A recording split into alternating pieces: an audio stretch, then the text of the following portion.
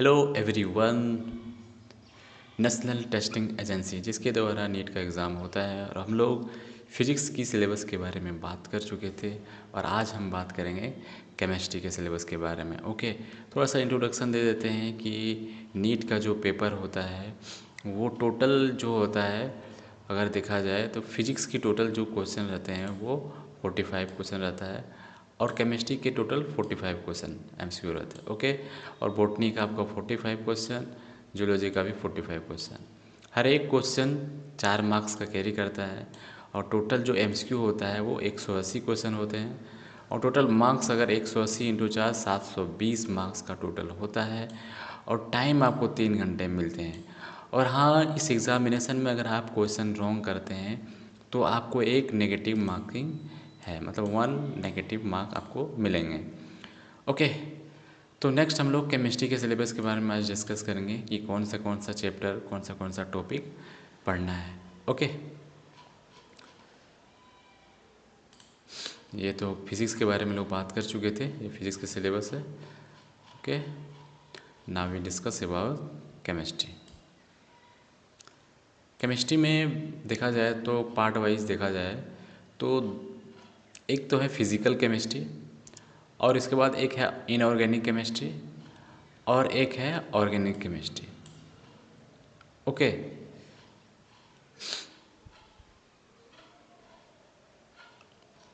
ठीक है, 3 पार्ट है, इनऑर्गेनिक केमिस्ट्री, ऑर्गेनिक केमिस्ट्री और एक फिजिकल केमिस्ट्री।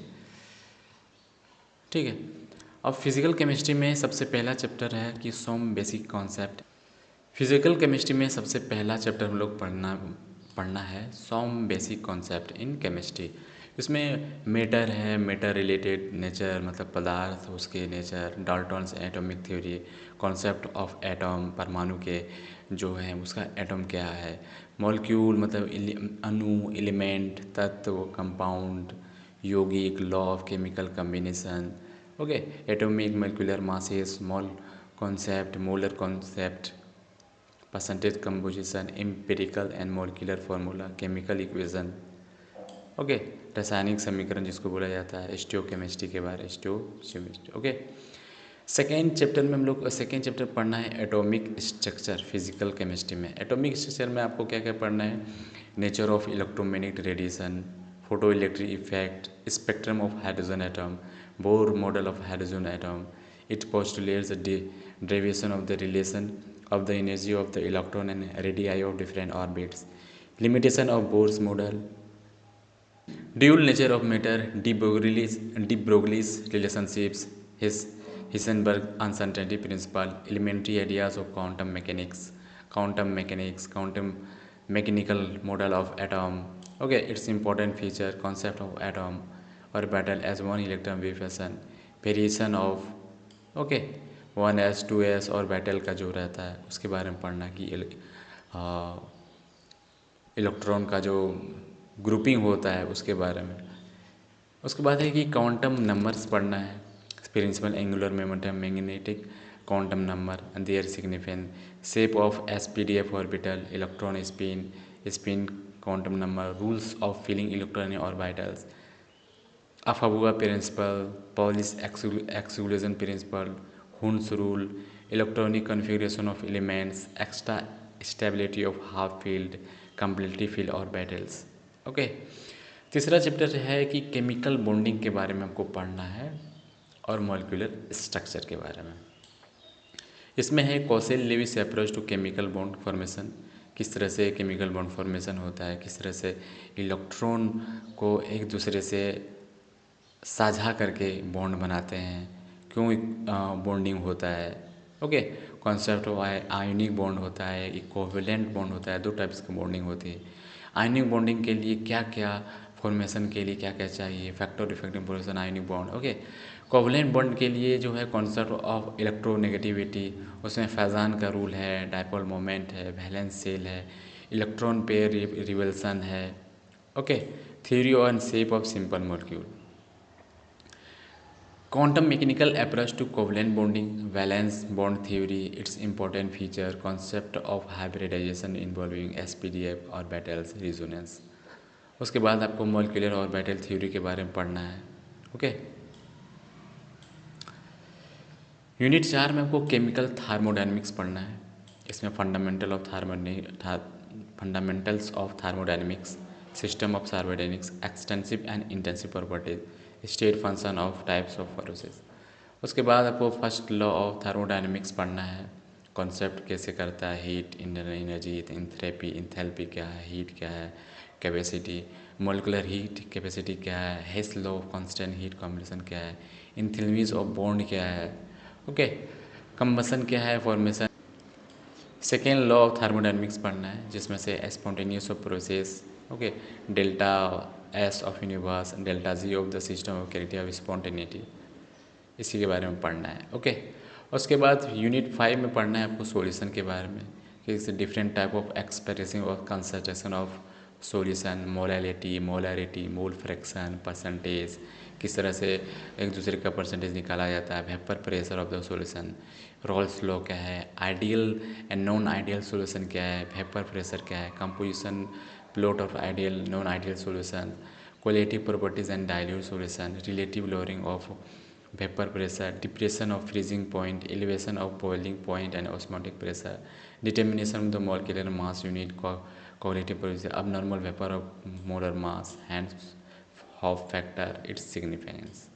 इतने सारे टॉपिक आपको सॉल्यूशन में पढ़ने हैं। बेसिकली ये सब 11th और 12th में सारे जो सिलेबस हैं उसी को इसमें इंक्लूड किया गया है, ज़्यादा कुछ और नहीं है। थोड़ा सा एडवांस पढ़ना पड़ता है कि उसमें जो न्यूमेरिकल वाइज जो रहता है वो पढ़ना अच्छा रहता है, और कॉन्सेप्ट बेसिस पे क्वेश्चन पूछे जाते हैं। ओके, नीट में जो होता है कि क्वेश्चन जो है वो आपके बेस्ड रहते हैं कॉन्सेप्ट पे, और थोड़ा सा हाईएस्ट एडवांस लेवल का कुछ क्वेश्चन रहते हैं। ओके, यूनिट 6 में आपको इक्विलिब्रियम के बारे में पढ़ना है कि मीनिंग ऑफ इक्विलिब्रियम क्या है, concept of dynamic equilibrium, okay, equilibrium involving physical process, उसी के बारे में पढ़ना है इसमें।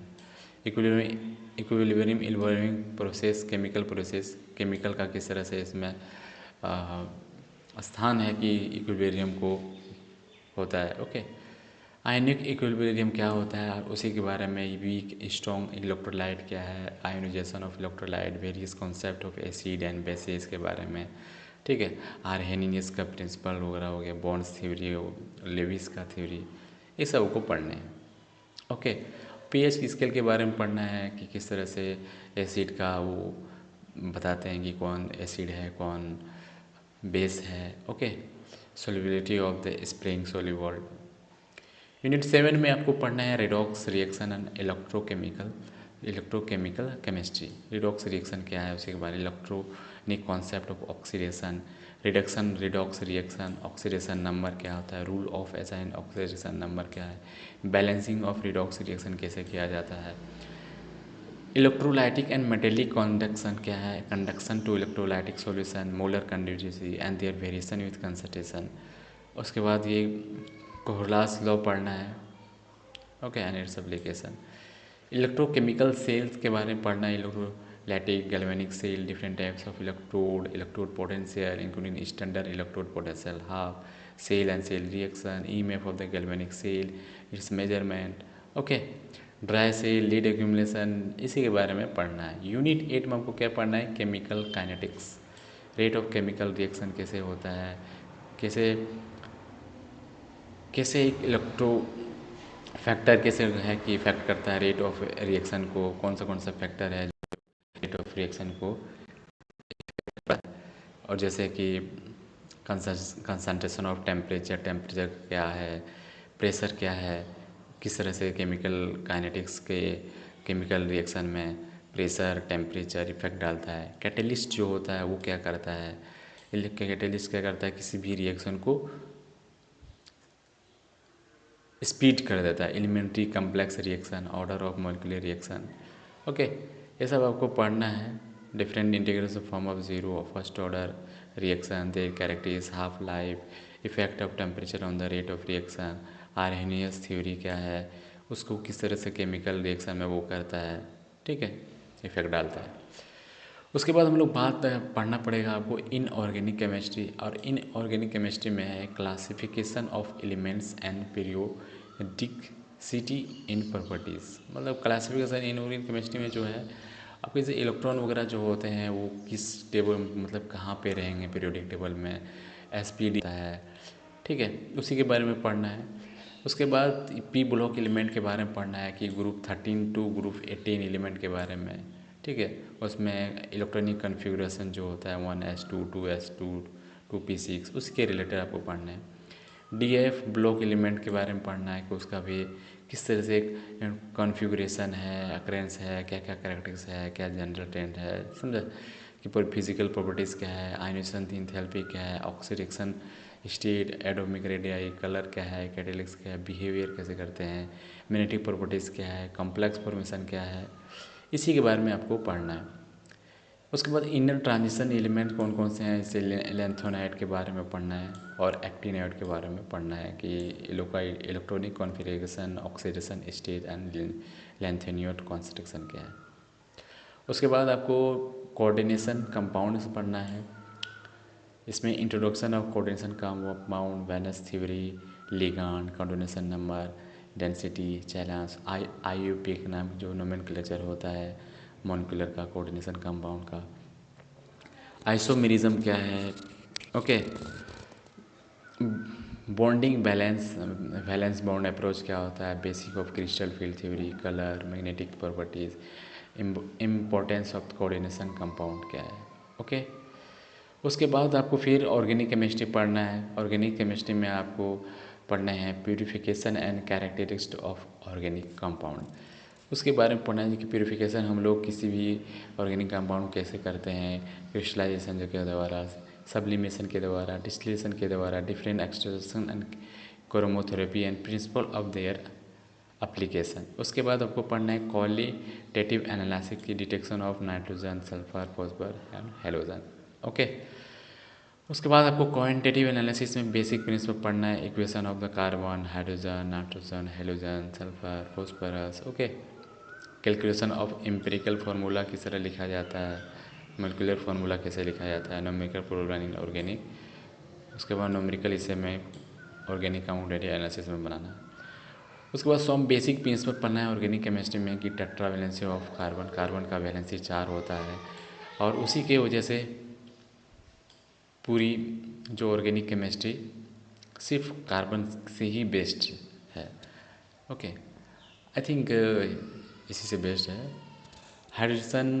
हाइब्रिडेशन पढ़ना है, SP, okay.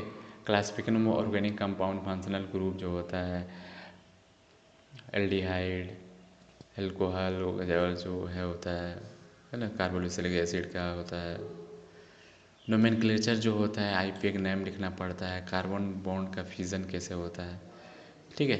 Electronic displacement in covalent bond पढ़ना है। कॉमन टाइप ऑफ ऑर्गेनिक का रिएक्शन पढ़ना है, substitution, addition, elimination, rearrangement. Organic chemistry में आपको हाइड्रोकार्बन पढ़ना है कि हाइड्रोकार्बन, हाइड्रोजन और कार्बन के बारे में। इसमें 3 जो कार्बन के हैं वो एल्केन्स है और एल्कीन्स हैं और एल्काइंस है। इसमें एक फार्मूला बहुत फेमस है कि एल्केन्स का CnH2n+2 होता है, इसका CnH2n होता है, इसका CnH2n-2 होता है फार्मूला। इसी के बेसिस पे बहुत सारा नामिंग होता है, जैसे इसमें मीथेन, इथेन, प्रोपेन, ब्यूटेन, ये सब आता है। एल्कीन्स में इथीन, प्रोपीन में, है ना, वो सब आता है।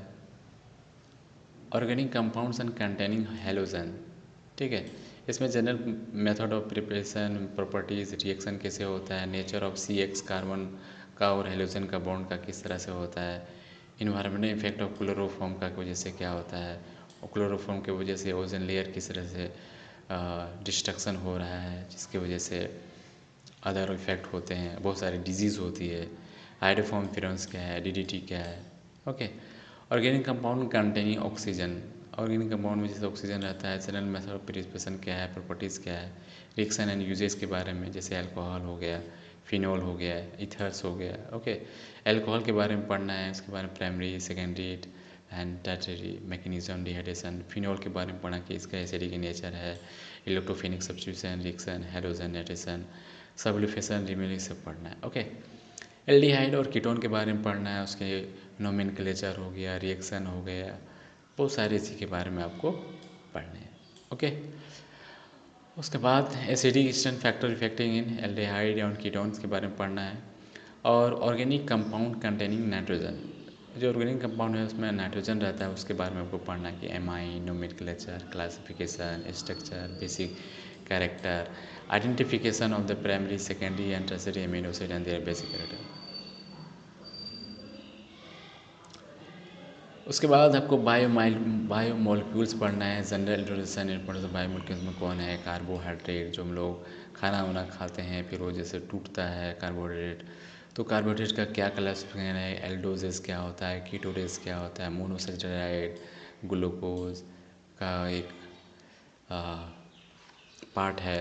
ओके, इसी बार पढ़ना है। प्रोटीन के बारे में पढ़ना है कि idea of alpha amino acid, peptide bond, polypeptide, protein, primary, secondary, tertiary, ये सब पढ़ने हैं। विटामिन के बारे में पढ़ना है कि क्लासिफिकेशन ऑफ विटामिन, इसमें से जैसे कि ABCD होता है ना, तो उस तरह से है। केड़ा करके आता है कि डी बीस। ओके, और न्यूक्लिक एसिड के बारे में पढ़ना है कि chemical constitution of DNA and RNA। उसके बाद आपको पढ़ना है principal of related to practical chemistry, ये थोड़ा एडवांस लेवल का है और ये आपको पढ़ना है। ओके, इसमें principle of related practical chemistry में डिटेक्शन ऑफ एक्स्ट्रा एलिमेंट जो है nitrogen, sulphur, halogen, organic compound थोड़ा आवाज़ दब रहा मेरा। Detection of following functional group जो है हाइड्रोक्सी, जिसमें alcoholic, phenolic, carbolic, aldehyde, ketones. Okay, chemical chemistry में प्रिपरेशन ऑर्गेनिक से inorganic compound, Mohr salt, potash, sodium, organic compound में ये सब पढ़ना है आपको। ओके, सिलेबस तो मेनली मैंने जो ओवरव्यू होता है उस ओवरव्यू के थ्रू मैं बस बता रहा हूँ। ओके, ये आपको पढ़ना है। ओके, कि जनरल एक आइडिया लग जाए कि केमिस्ट्री में हमको कितने सारे टॉपिक पढ़ने हैं, कौन से चैप्टर पढ़ने हैं, बस मैं वो डिस्कस किया हूँ। ओके।